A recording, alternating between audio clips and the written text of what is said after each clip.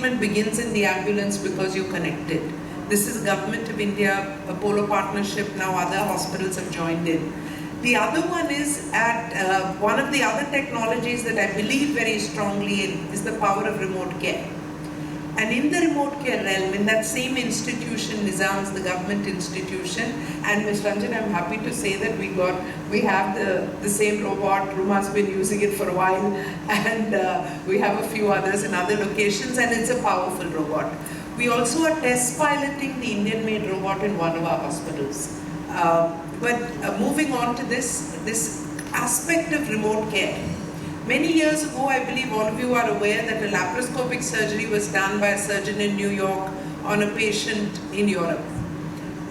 This ability of connecting the machines and concentrating the skills was first extremely powerful in the thought process of how do we reach our villages. So we started our program on telemedicine in the year 2000 when we connected my father's small village where we have a 100-bed hospital. We connected that with our large hospitals in Hyderabad and Chennai. And when President Bill Clinton visited Hyderabad, he viewed a doctor doing an echocardiogram on a patient. But this was interpreted by the cardiologist in Hyderabad, who diagnosed the hole in the heart and said, please send this child for surgery. And also went on to say that send the child soon, and after surgery she will lead a normal life. You all know what would have happened if that child had not been diagnosed, had grown up to be 10 or 12 and become inoperable, or really led a very compromised life. So the stories of this telementored surgery, appropriate diagnosis, moving of care, connectivity and remote care, all these are becoming commonplace. But more important than commonplace, it is making everyday miracles happen in the healthcare sector. We have a shortage of critical care specialists, but we can mentor an ICU in a remote area and ensure that they're getting the best care. We can put in the machines of the technology of the CT scan, etc., but unless you're interpreting them, so teleradiology, telepathology, tele-ICU, tele-emergency, all these are powerfully transforming the way care is delivered across across Apollo, but across India, across the world. And from this, I want to, really end by sharing a thought. I don't want to take too much time. I know you have multiple clinical discussions. But there is a very, very important ideology which came forth during G20. And our Prime Minister gave the world this thought that we are actually, at the end of the day, we belong to one earth. Till we can populate Mars and Elon Musk does what he says he's going to do, we are one earth.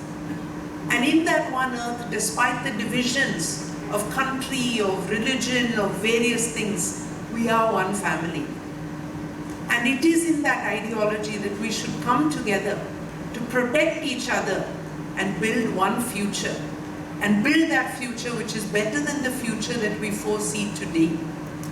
So I think it was important for countries to come together and say beyond trade. Trade is a very important aspect of countries coming together. But there is a higher level thought and a higher level thinking. And going one step further during G20 Empower, which is the women's arm of G20, we did find a way to focus on the importance of enhanced participation of women, not only in the formal workforce.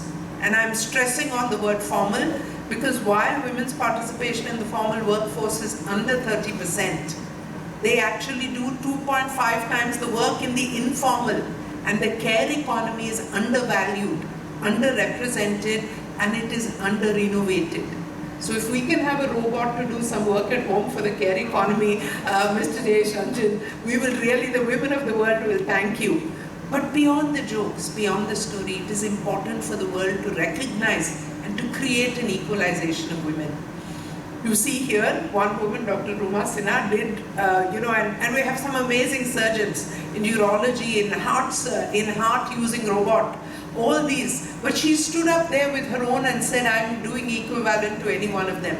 And so I strongly believe that we will build a better world where women participate together.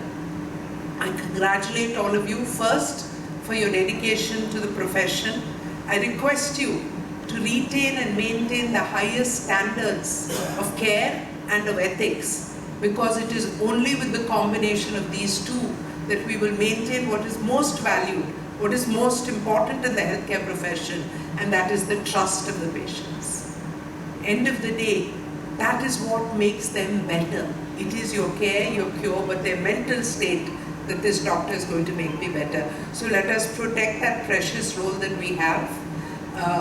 And as we go ahead, I promise you that schemes, the government interventions, global participation, manufacturing in India and abroad will all come together to enable what we all want, which is universal healthcare and universal access to care. And in that, I'm going to take a small aside to tell you that actually the state that you are in, before Telangana and Andhra together, were the first state in the country to create universal health access. We had pioneered it in our village. We brought it here, and the Arogya Bhadrata scheme was the police force which came together. Data from that led to another state doing a milk cooperative. But finally, the Andhra and Telangana state together were the ones who said the whole state must have healthcare, and we had universal health insurance first year, and now it's spread to the whole country. So as I say, a combination of science and innovation, whether it's in AI, and there's a lot to talk about the role of AI and what we're going to do through generative learning, the role of robotics, augmented reality, various aspects of 3D printing, biosciences and stem cell, and the entire realm of what we can do in terms of new molecules and cure. So the combination of the system which enables access, the clinicians and all of you who continue to stay abreast, the science which comes on top of it, and a population that realizes that they must come in early for care and cure and be a partner in the relationship of a population staying healthy. All these are what we visualize unfolding in the future, and you play a very critical role. I once again acknowledge and appreciate every single one of you for the tremendous work you've done in your careers, because that's why you're here. You're outstanding. You've been chosen to be the robotic specialist in your particular hospital, and therefore you are the top notch in that area. So congratulations for what you've achieved. Thank you for your contribution to humanity and for your continuous sharing of knowledge, and all the very best in everything that you wish to do for yourselves and for the world. Thank you, and namaste.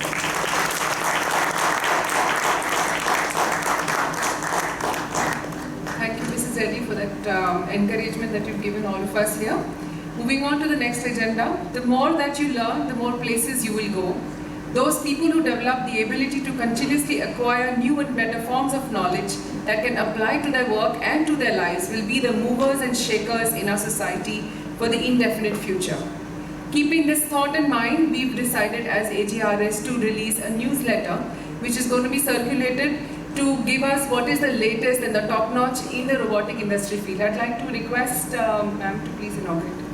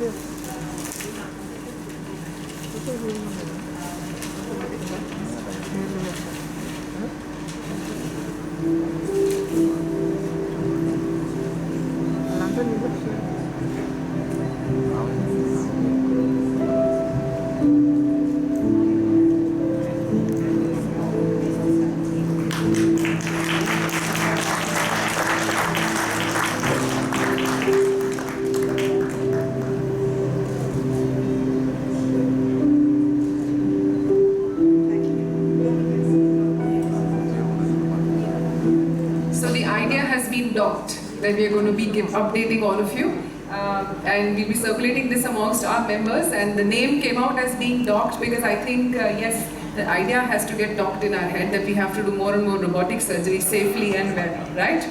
Okay, moving on to the next, I would like to now Of course, thank our foreign faculty for coming here and sharing their knowledge, and felicitate them, as we call them, on the stage. I'd like to invite Dr. Arnold Advenkula. Please come. We all know him well. He's a very popular robotic surgeon across the world and in India. And we're really very thankful for him to come and share with us his knowledge on robotic surgery.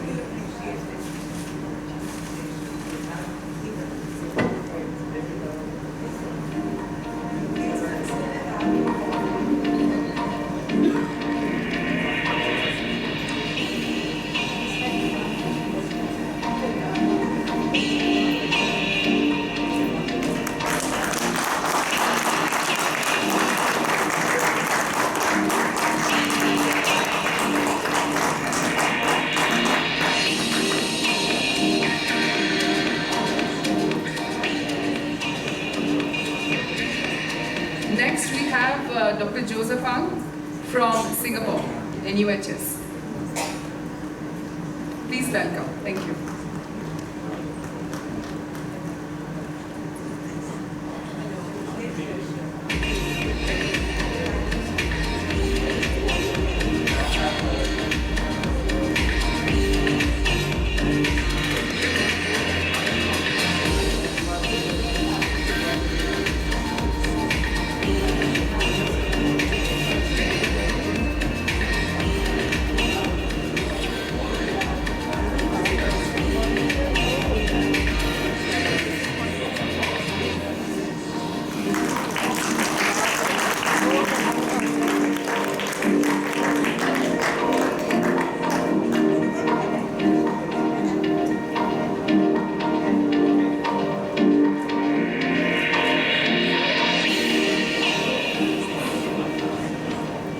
Thank you, Dr. Joseph. Next, we have Dr. Park from Korea. Thank you.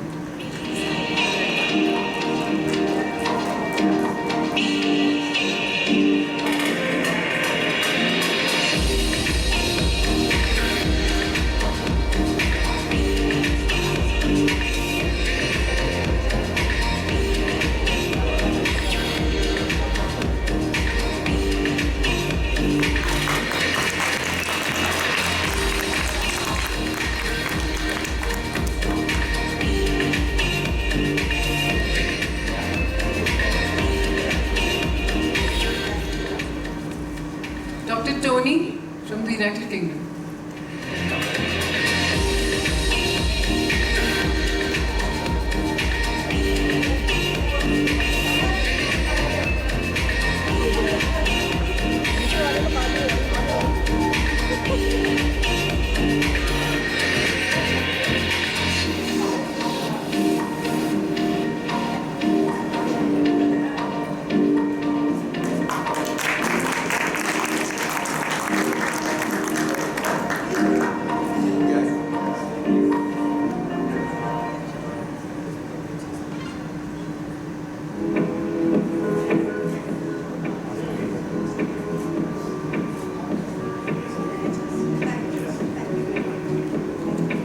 Thank you very much. We're really, really grateful for all of you to take your time out to travel across and give us the pearls of your wisdom and help us to make robotic surgery even better.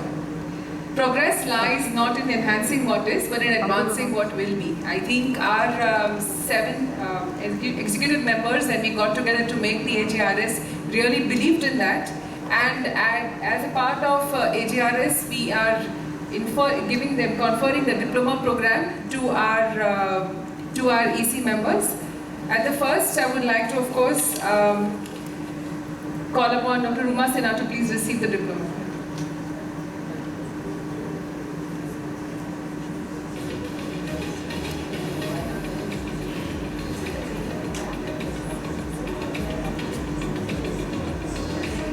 The diploma by the AGRS is in association with Society of European Robotic Surgery, and this will be being given right now to all of our senior members, but we have a training program where you can aspire to get the same.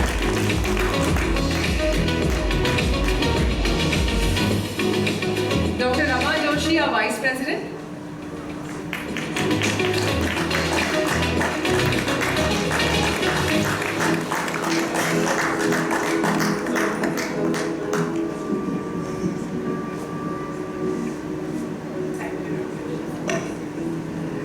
Next is myself, Dr. Anshumala.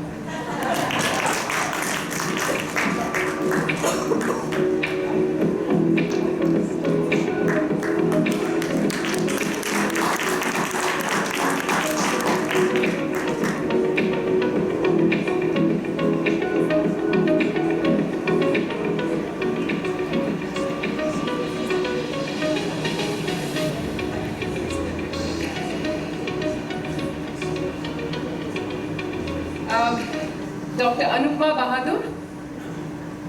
She comes from AIMS Rishikesh, a very energetic, young, dynamic robotic surgeon.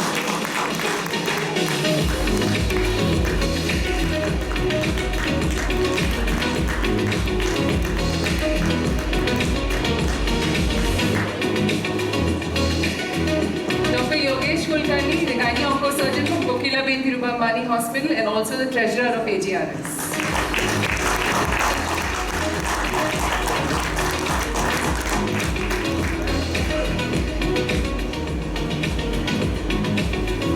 Dr. Mala Srivastav, Joint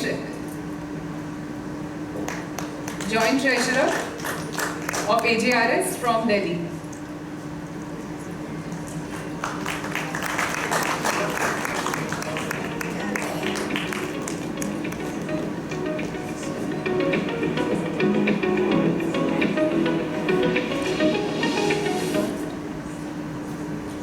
Dr. Anupma Rajan Babu, previously at Cochin and now at the United Kingdom.